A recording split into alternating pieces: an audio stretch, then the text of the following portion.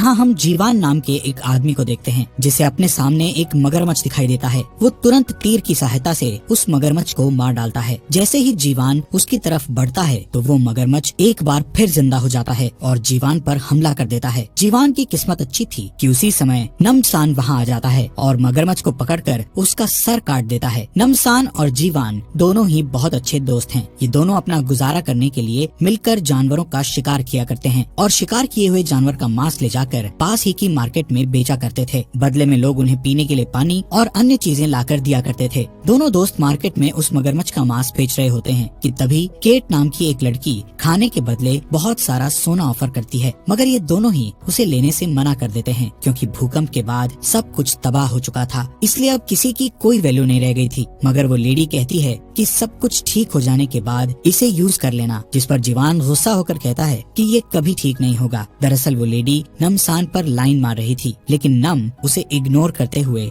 एक मरा हुआ सांप उसे खाने के लिए दे देता है। वहीं लाइन में अपनी बारी का इंतजार कर रही सूना नाम की लड़की अपनी दादी के साथ आकर नमसान से मिलती है। सूना की दादी बताती है कि वो नमसान को तब से जानती है जब से उसने सूना की जान बचाई थी। इस पर नमसान कहता है कि सूना मेरी बच्ची जैसी है। तभी मौका देखकर जीवान भी सूना पर ट्राई मारते हुए कहता है कि देखो मैंने ये मगरमच्छ मारा है, लेकिन सूना इसे इग्नोर करते हुए कहती है कि मैंने अंकल नमसान के लिए पेंटिंग बनाई है, जिसे देख नमसान बहुत खुश होता है। सूना मांस लेकर निकल ही रही होती है कि तभी हम देखते हैं कि कुछ गुंडे आकर लोगों के साथ बदमाशी करने लगते हैं और कहते हैं कि हमें एक आदमी की तलाश है। दरअसल ये गुंडे अपने साथ कुछ लोगों को ले जाने आए थे। वहाँ मौजूद लोगों में से एक आदमी जब उन्हें रोकने की कोशिश करता है तो ये गुंडे मिलकर उसका हाथ ही काट देते हैं, जिससे वहाँ खड़े सभी लोग काफी डर जाते हैं। तभी उनमें से एक गुंडे की नजर सूना पर पड़ जाती है। वो उसके साथ बदतमीजी करना शुरू कर देता है, जिसे देखकर जीवान एकदम आग बबूला हो जाता है। जीवान बीच में कूदकर सभी गुंडों को मारने लगता है, मगर थोड़े ही समय में वो सभी मिलकर उसे काबू कर लेते हैं, जिसे देख नमसान भी लड़ाई में कूद जाता है और पंच मार मार कर सबका बुरा हाल कर देता है। नमसान उनमें से एक गुंडे को पकड़कर पूछता है कि बताओ तुम किसके लिए काम करते हो और किसने तुम्हें यहाँ आने के लिए बोला था। नमसान से डरकर वो गुंडा तुरंत उसे बता देता है कि हम टाइगर के आदमी हैं और उसी ने हमें यहाँ आने के लिए बोला था। नमसान उन सभी गुंडों को बोलता है कि जाके अपने बॉस टाइगर को बोल देना कि अगर दोबारा वो नमसान के इलाके में दिखाई दिए तो अंजाम अच्छा नहीं होगा। नमसान का नाम सुनते ही सभी गुंडे डर के मारे वहाँ से भाग खड़े होते हैं। दरअसल नमसान बहुत ही फेमस फाइटर और हंटर हुआ करता था। उसकी मार से लोगों की हालत टाइट हो जाया करती थी। गुंडों के जाने के बाद जीवान और सूना उसे थैंक यू बोलकर अपने काम के लिए निकल जाते हैं। काम खत्म करके नमसान और जीवान अपने घर की तरफ जा ही रहे होते हैं कि तभी वो दोनों सूना के घर के बाहर कुछ लोगों को देखते हैं और खतरा ना हो इसलिए नमसान जाकर पूछता है कि ये सब क्या है। तभी भीड़ में खड़ी सिया नाम की एक लेडी उसे बताती है कि हम लोग गवर्नमेंट की तरफ से आए हैं। हम पास में बने एक सरकारी अपार्टमेंट में 20 साल से कम उम्र के बच्चों को उनके पेरेंट्स के साथ फ्री एजुकेशन देते हैं, क्योंकि बच्चे ही कल का भविष्य हैं। साथ ही हम खाने के लिए खाना और साफ पानी भी इन बच्चों को मुहैया करवाते हैं ताकि ये बच्चे एक बेहतर भविष्य बना सकें। इसीलिए इस मुहिम में सूना का सिलेक्शन हुआ है। नमसान उनसे पूछता है कि वहाँ गुंडों की कोई परेशानी तो नहीं है, जिस पर सिया उसे बताती है कि उसकी चिंता ना करें, हमारे पास उनसे लड़ने के लिए एक पूरी फौज है जो खतरनाक मिलिट्री ग्रेड लोगों से भरी हुई है। सिया की बात सुनकर सूना की दादी मान जाती है, क्योंकि सूना के बेहतर भविष्य के लिए यही सही है, इसलिए नमसान भी मान जाता है। जाने से पहले सूना जीवान को उसकी पेंटिंग देती है, जिसे देखकर वो काफी खुश हो जाता है। शाम को सूना, उसकी दादी, सिया और उसके साथी अपना सामान पैक करके अपार्टमेंट के लिए निकल जाते हैं। चलते हुए सफर के दौरान सूना की दोस्ती किम नाम की एक लड़की के साथ हो जाती है, मगर इतनी दूर पैदल चलने की वजह से सूना की दादी की हालत बिगड़ने लगती है। सिया सूना को बताती है कि हम तुम्हारी दादी और एक बूढ़े अंकल को यहीं पास में बने एक इमरजेंसी मेडिकल होम में पहुंचा देते हैं, वो कल आकर हमें ज्वाइन कर लेंगे। इस बात से सूना मान जाती है और एक बार फिर से वो लोग आगे बढ़ने लगते हैं। थोड़ी दूर चलते ही कुछ गाड़ियाँ उनका इंतजार कर रही थी, जिसे देख सूना को थोड़ा शक होता है कि अगर ये गाड़ियाँ इतनी ही पास थी तो उसकी दादी को अलग क्यों ले गए। इसके बारे में पूछने पर उससे कोई खास जवाब नहीं मिलता। इससे सूना का शक और भी मजबूत हो जाता है। दूसरी तरफ सूना और उसकी दादी के चले जाने की वजह से जीवान और नमसान का भी मन नहीं लगता। इसलिए वो दोनों दोस्त हंटिंग के लिए बाहर निकल जाते हैं। थोड़ी दूर चलने के बाद दोनों दोस्त थोड़े ही दूरी से देखते हैं कि कुछ सोल्जर्स मिलके एक बूढ़े आदमी और सूना की दादी को मार रहे हैं। ये सोल्जर्स उस बूढ़े आदमी को खाई में फेंक देते हैं। इससे सूना की दादी काफी डर जाती हैं। सडनली पीछे से एक सोल्जर आकर सूना की दादी को स्टैब करके मार देता है। ये सब देखकर जीवान को बहुत गुस्सा आता है और फौरन उन दोनों सोल्जर से लड़ने के लिए चले जाते हैं। दोनों जाकर सोल्जर्स को बुरी तरह से मारते हैं। मारते मारते नमसान एक सोल्जर की जान ले लेता है, मगर वो सोल्जर दोबारा उठ खड़ा होता है। नमसान एक बार फिर से उसे मार देता है, बट साइकिल कंटिन्यूज। तभी अचानक पीछे से ली नाम की लड़की आकर दोनों दोस्तों की मदद करती है। अगली सुबह दादी की बॉडी को एक जगह दफनाकर जीवान ली से पूछता है कि उन सोल्जर्स के साथ क्या हुआ था, वो मर क्यों नहीं रहे थे। ली उन्हें बताती है कि ये सोल्जर्स तभी मारे जा सकते हैं जब इनका सर धड़ से अलग कर दिया जाए। आगे बताते हुए ली कहती है, यहाँ से थोड़ी दूरी पर एक अपार्टमेंट है जहाँ हमें कई सारे लोगों को बचाना है। इसके लिए मुझे तुम्हारी मदद चाहिए।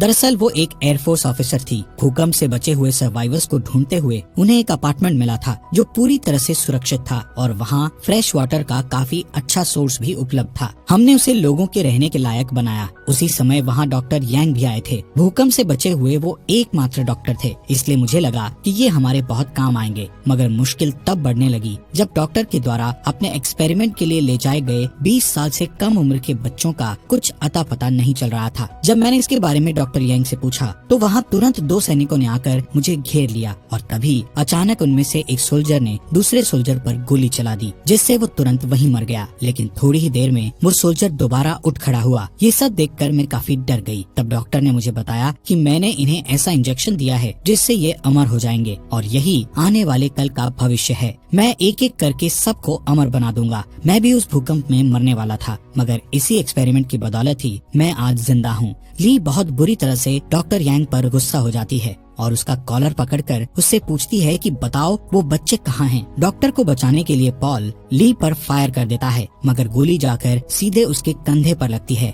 मौका पाकर ली खिड़की का शीशा तोड़कर वहाँ से भाग जाती है और जैसे तैसे अपनी जान बचा लेती है। इसलिए आगे की लड़ाई में मुझे तुम्हारी मदद चाहिए। नमसान उससे कहता है कि हम अकेले उनकी फौज से नहीं लड़ सकते, इसलिए हमें किसी और की भी मदद लेनी पड़ेगी। नमसान, जीवान और ली तीनों टाइगर के अड्डे पर जाते हैं और उसकी मदद मांगते हैं, मगर टाइगर जो अभी तक अपनी राइवल जॉन की गैंग से लड़ रहा था, वो जॉन से कहता है कि नमसान एक बहुत ही फेमस फाइटर था, इसी की वजह से मैंने बॉक्सिंग छोड़ दी थी। अगर तुम में से किसी ने भी इसको मार गिराया तो मैं अपने सारे आदमी तुम्हें दे दूंगा। इतना सुनते ही सभी लोग मिलके नमसान और जीवान के ऊपर हमला कर देते हैं, लेकिन नमसान अकेले ही सब पर भारी पड़ता है। नमसान बहुत बुरी तरह से सबको मारता है, जिससे बचे हुए लोग वहाँ से भाग खड़े होते हैं, लेकिन नमसान कैसे भी करके टाइगर को पकड़ लेता है। जीवान और ली मिलके उन गुंडों के हथियारों को चेक करते हैं, जहाँ उन्हें हथियारों के साथ साथ साफ पानी भी मिल जाता है। फिर नमसान टाइगर से पूछता है कि ये साफ पानी तुम उसी अपार्टमेंट से ला रहे हो ना? और अब टाइगर उन्हें बताता है कि हाँ, ये साफ पानी और खाना हमें वहीं से मिल रहा है। बदले में हम उनके लिए लोगों को सप्लाई करते हैं, लेकिन आजकल उनकी डिमांड 20 साल से कम उम्र के बच्चों की हो गई है। इसलिए हमारे लोग उस दिन तुम्हारे इलाके में आए थे, हम उन लोगों को भी उन्हें ही देने वाले थे। इस बात से जीवान और ली काफी गुस्सा होते हैं,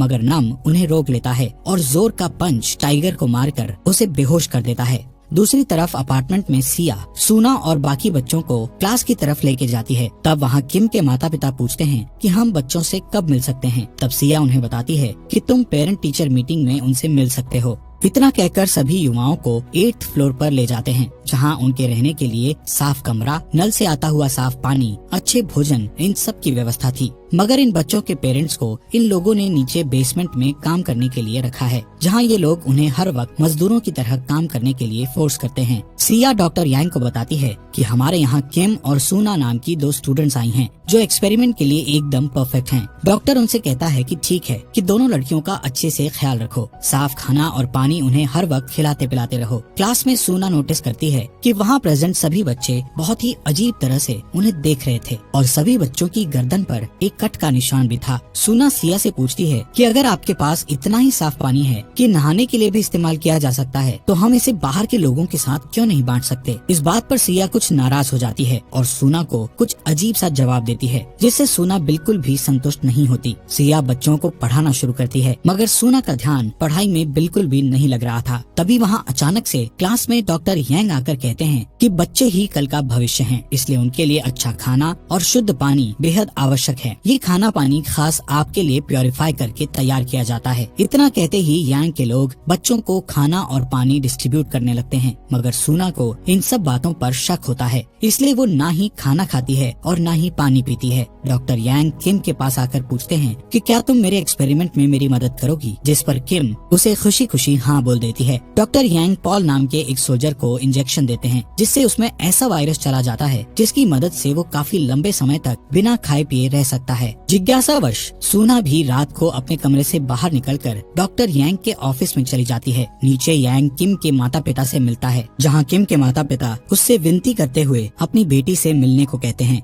डॉक्टर यांग मान जाते हैं और उन्हें अपने साथ चलने को कहते हैं। दूसरी तरफ सर्च करते करते सूना यांग की लैब में पहुंच जाती है, जहां वो किम के गले से एक पाइप को जाते हुए देखती है। डॉक्टर यांग और किम के माता पिता भी लैब में आ जाते हैं। उनके आने से पहले ही सूना छुप चुकी थी। अपनी बेटी का ये हाल देख के किम के माता पिता रोने लगते हैं। तब डॉक्टर उन्हें बताते हैं कि बच्चों की गर्दन में एक खास तरह का लिक्विड होता है, जिससे सीरम बनाई जाती है, और ऐसा कहते ही वो लैब में रखी अपनी बेटी को दिखाता है, जिसकी नीचे की बॉडी गायब थी और अमेजिंगली आधा शरीर होने के बावजूद भी उसका दिल धड़क रहा था। ये देख किम के माँ बाप डर जाते हैं और अपनी बेटी को छुड़ाने की कोशिश करते हैं। इसी बीच सिस्टम में आई गड़बड़ की वजह से किम की जान चली जाती है, जिससे गुस्सा होकर डॉक्टर यांग कहते हैं कि देखा, इसीलिए मुझे किसी का डिस्टरबेंस पसंद नहीं है। वो किम के माता पिता को वहीं मार डालता है। जब डॉक्टर हाथ धोने के लिए जा ही रहा होता है, तभी वो सूना को देख लेता है और उसे पकड़कर उसी टेबल पर लेटा देता है। डॉक्टर उसे बताते हैं कि हम तुम्हें जो खाना पानी दिया करते हैं, उससे एक लिक्विड तुम्हारे जैसे बच्चों के गले में बनता है। उससे हम एक सीरम को रेडी करते हैं,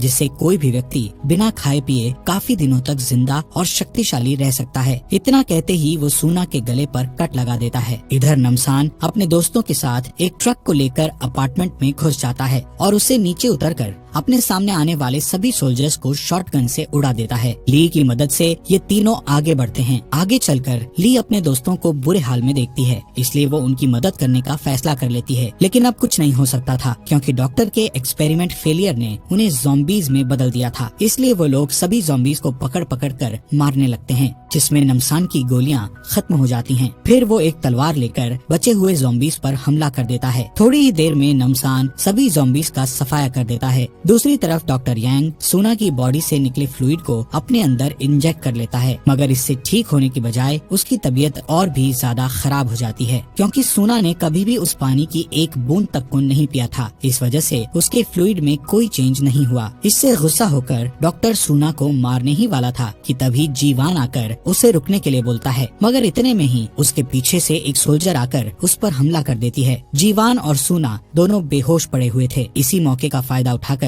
डॉक्टर अपने साथ ही अपनी बेटी को लेकर वहाँ से भाग निकलता है, पर जाने से पहले यांग बिल्डिंग में एक बॉम्ब ब्लास्ट कर देता है, जिससे वहाँ एक बहुत बड़ा धमाका होता है। होश में आने पर नमसान भागकर जीवान और सूना को ढूंढने लगता है। वो दोनों को लैब में बेहोश देखता है, इसलिए ली की मदद से उन्हें बाहर निकाल कर ले आता है। But on the other hand doctor के बाहर निकलते ही सभी लोग उसे घेर लेते हैं और उसे बुरी तरह से मारने लगते हैं। उनमें से एक व्यक्ति यांग के हाथ से बैग लेकर सारी सीरम तोड़ देता है, जिससे गुस्सा होकर डॉक्टर यांग अंधाधुंध फायरिंग शुरू कर देता है। इससे कई सारे लोग अपनी जान से हाथ धो बैठते हैं, मगर इसी मैसेकर के दौरान कुछ गोलियां डॉक्टर की बेटी को भी लग जाती है, जिस वजह से वो वहीं मर जाती है। मीनवाइल सभी बच्चे आजाद होकर अपने माता पिता से मिलते हैं। सभी लोग अपने परिवार से मिलकर काफी खुश होते हैं, सिवाय एक डॉक्टर के, क्योंकि वो अपनी बेटी की ऐसी हालत देखकर काफी रोने लगता है। लेकिन केमिकल रिएक्शन की वजह से डॉक्टर की हालत बुरी तरह से बिगड़ने लगती है। मगर तभी नमसान और उसके दोस्त बाहर आते हैं। अपनी बेटी की मौत से दुखी डॉक्टर सूना को मारने की कोशिश करता है, मगर तभी नमसान अपनी गन से डॉक्टर यांग के सर में गोली मार देता है, जिससे उसकी मौत हो जाती है। फिर नमसान इस अपार्टमेंट की जिम्मेदारी ली को देकर वहाँ से अपने दोस्तों के साथ निकलने ही वाला था कि तभी जिस बंजर जमीन पर आज तक बारिश नहीं हुई थी, वहाँ बारिश शुरू हो जाती है। कहते हैं डूबते को तिनके का सहारा काफी होता है, लेकिन यहाँ तो पूरा आसमान उनकी खुशियों में शामिल होने को आ गया था। 2 दिन बाद सूना नमसान और जीवान के साथ अपनी दादी की ग्रेव पर उनसे मिलने जाती है। इसके बाद हमें 2 हफ्ते बाद का सीन दिखाते हैं, जहाँ एक बार फिर केट नमसान पर लाइन मारती है, मगर इस बार जीवान और सूना उसे धक्का देकर उससे बात करने को कहते हैं। और इसी खूबसूरत एंडिंग के साथ ये मूवी यहीं पर समाप्त हो जाती है।